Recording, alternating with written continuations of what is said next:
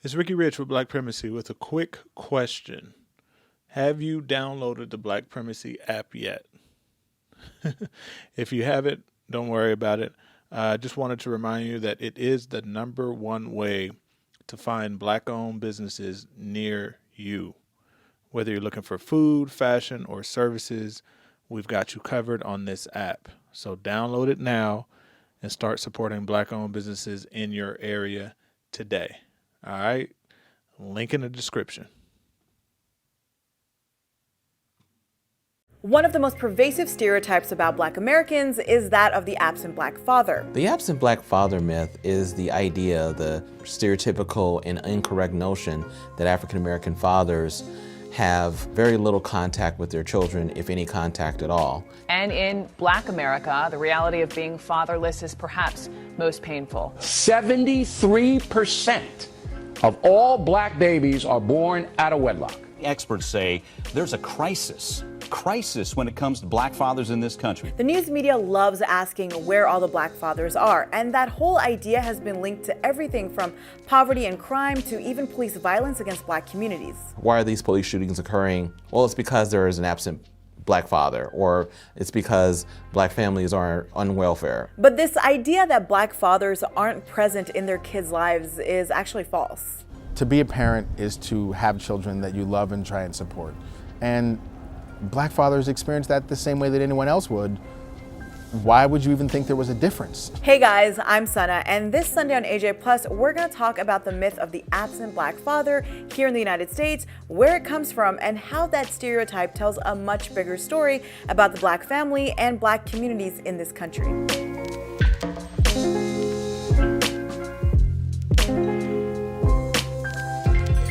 Just because the trope of the absent Black father is so pervasive doesn't mean it's true. Now, yes, according to a Centers for Disease Control report, in 2013, 72% of non-Hispanic Black women who gave birth were unmarried. But being an unmarried mother doesn't automatically mean that the father isn't involved. And in fact, that's exactly what that CDC report found. When compared to white or Hispanic fathers, Black fathers were actually more likely to be involved in their children's lives in almost every way. They were even more likely to have bathed, diapered, or dressed their kids, eaten a meal with them, played with them, helped them with homework, and taken them to and from activities. And a lot of that held true even when Black fathers didn't live with their children. But if we go solely off of what we see in the news media— Where's your dad? Don't really know. Tell me about that. He just not around. You wouldn't really see Black fathers in that way. Communications professor Travis Dixon studies the prevalence of stereotypes in mass media and the impact of these stereotypes on audiences. He wrote this report, A Dangerous Distortion of Our Families, and in it he found that almost all news and opinion media implicitly or explicitly encourages pretty egregious assumptions about Black fathers. Black fathers were shown spending time with their kids only half as often as white fathers, contrary to, well, the actual facts. We found that Black mothers, white fathers interacted with their kids about 26% of the time in these videos and photos that occurred in the news media. Half as often, we found that happening for Black fathers. Only about 14% of the time were Black fathers actually interacting with their kids on camera in photos. Dixon also found that news commentary singled out Black fathers 60% of the time compared to white fathers only 20% of the time. What has it been like since your dad's been in jail? Can a father's love break through prison walls? That media distortion is substantial. We know for a fact that African American fathers are just as likely to participate in the lives of their children than fathers of other races. And this isn't, by the way, a politically partisan issue. Both conservative news outlets like Fox News and more centrist ones like CNN were top distorters, specifically Hannity, The Kelly File, and CNN Tonight. Did both of you have fathers present in your lives growing up?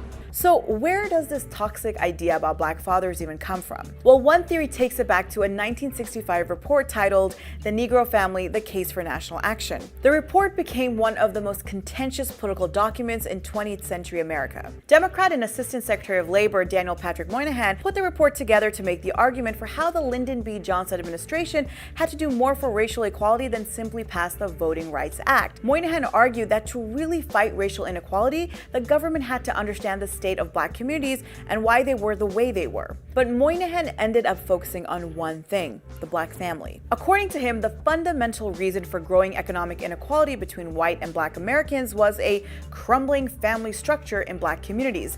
And at the foundation of the so-called crumbling black family structure was the absent black father. Moynihan looked at non-marital birth rates and rates of fathers living separately from their children and made a whole bunch of assumptions about parents' relationship statuses and parental involvement.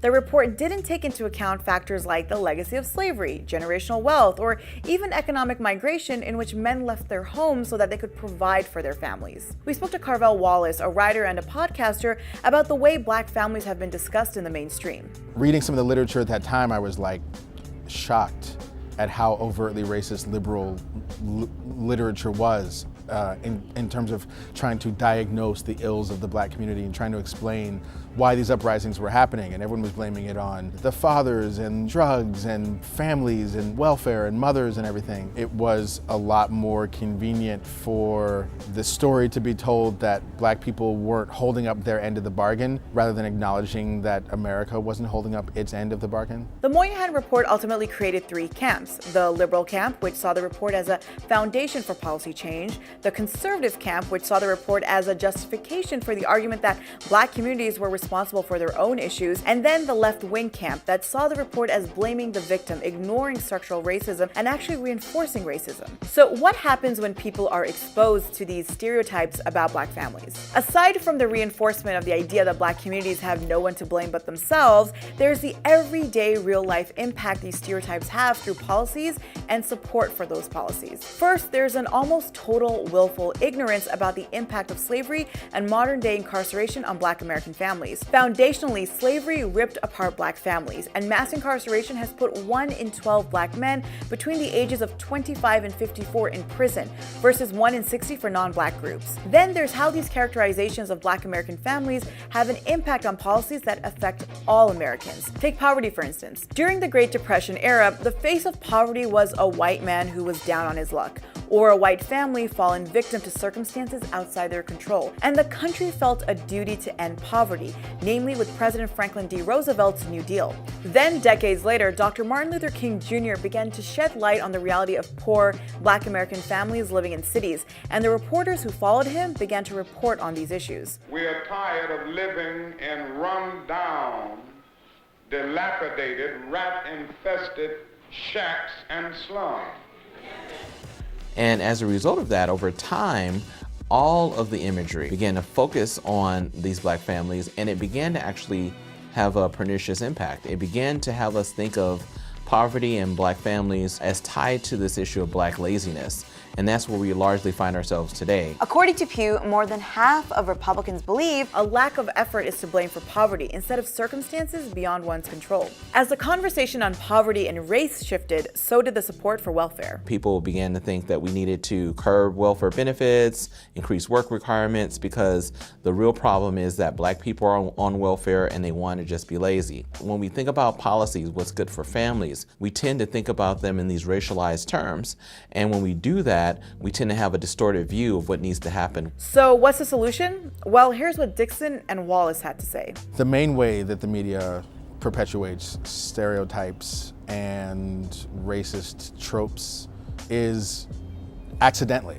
I think the people who are in the decision-making rooms and the content-making rooms are carrying these biases with them without knowing they're carrying them with them because there's no one around to challenge them. So I think that ultimately greater diversity at all levels of decision-making in the media and content process is probably our best chance of dealing with this. As an African-American father myself, as the father of twin sons, I take pride in that role. And I know many, many other black fathers who take pride in being involved with their kids, regardless of the marital situation with the mother. And so I really would like the media to show some of those stories as well. ultimately, I'm raising my kids to be a part of the solution rather than a part of the problem. You know, that's really all I can do.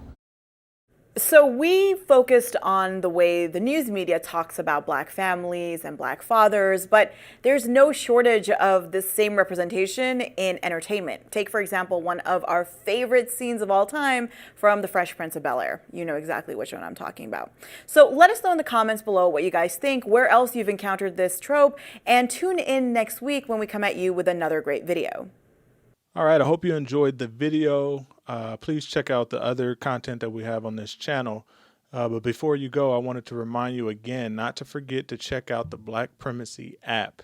It is the best way to connect with Black-owned businesses near you. They need your support. We need your support. Link in the description.